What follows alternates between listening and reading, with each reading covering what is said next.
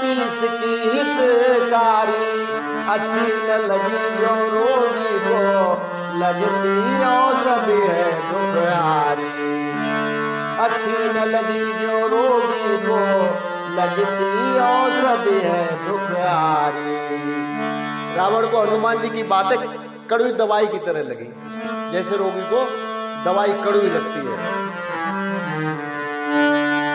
हंस दिया उपेक्षा कर रावण, सोचा न तनिक भी अभिमानी, सोचा न तनिक भी अभिमानी।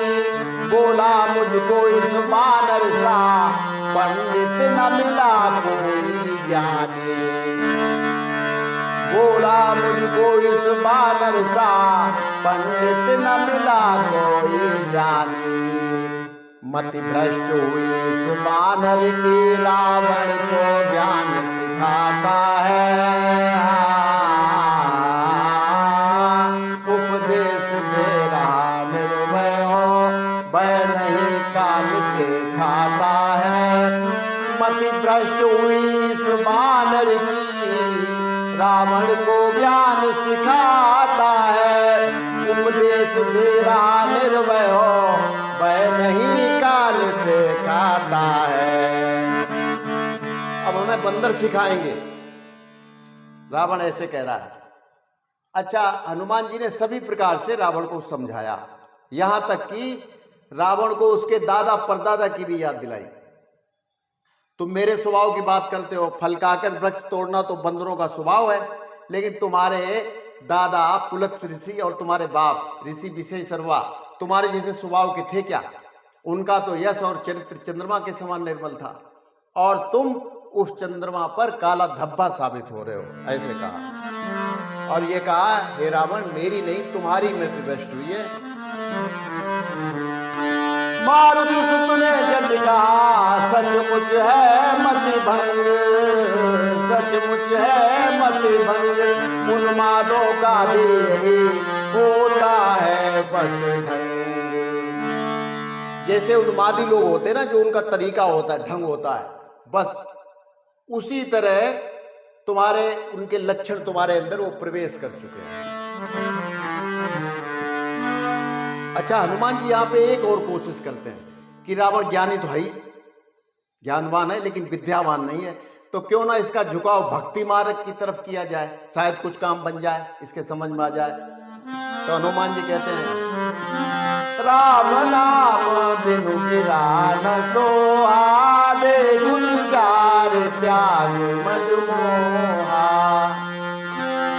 बसन हीन नहीं सोहे सुरारी, बसन हीन नहीं सोहे सुरारी। सब भूषण भूषित वर नारी, सब भूषण भूषित वर नारी। हे रावण, तुम अपने अभिमान और मोह का त्याग करो और सोचो कि बिना राम के बिना वाणी भी शोभा नहीं पाती। जिस प्रकार से सुंदर स्त्री सारे आभूषणों से लदी हुई लेकिन बिना कपड़ों के शोभा नहीं पाती, इसी प्रकार से बिना राम के वाणी भी शोभा नहीं पाती।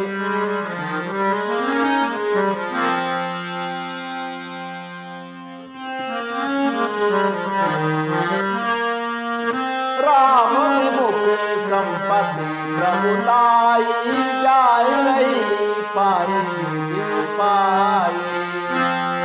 सजल मूलज न सरितई नाई, सजल मूलज न सरितई नाई। बरस गए पुनि तब सुहाई, बरस गए पुनि तब सुहाई।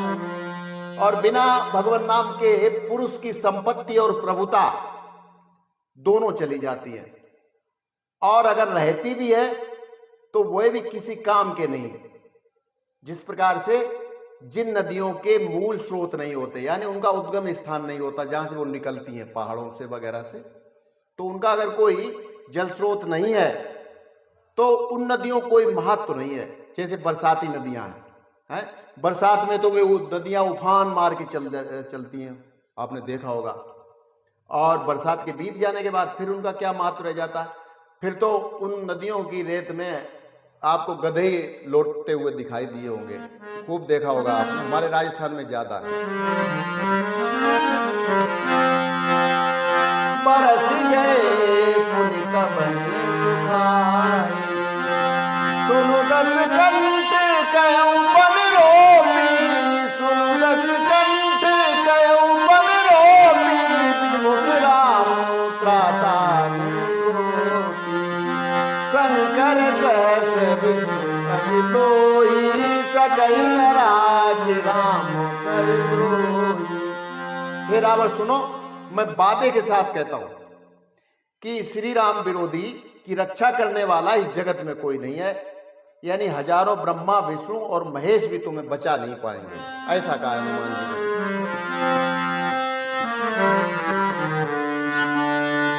मोह मूल बहुसूल पद त्यागौ तम अभिमान, त्यागौ तम अभिमान, भजौ राम रघुनायक कृपा सिंधु भगवान, भजौ राम रघुनायक कृपा सिंधु भगवान। बहुत ही पीड़ादायक अज्ञान को बढ़ावा देने वाले इस अंधकार रूपी अभिमान का तुम त्याग करो और रघुकुल के स्वामी कृपा के समुद्र भगवान श्री रामचंद्र जी का भजन करो। कृपा के सागर, दया के सागर प्रभु राम दया के सागर हैं। हे रघुनंदन सब दुख भंजन, हे रघुनंदन सब दुख भंजन, हे रघुनंदन सब दुख भंजन, रघुकुल कमल उजागर है, श्री राम दया के सागर है। प्रभु राम दया के सागर है, राजा राम दया के सागर है, हे रघुनंदन सब दुख भंजन, हे रघुनंदन सब दुख भंजन, रघुकुल कमल उजागर है, श्री राम दया के सागर। तो बस आज के लिए इतना ही, कल फिर मिलते हैं। नमस्कार, जय श्री राम।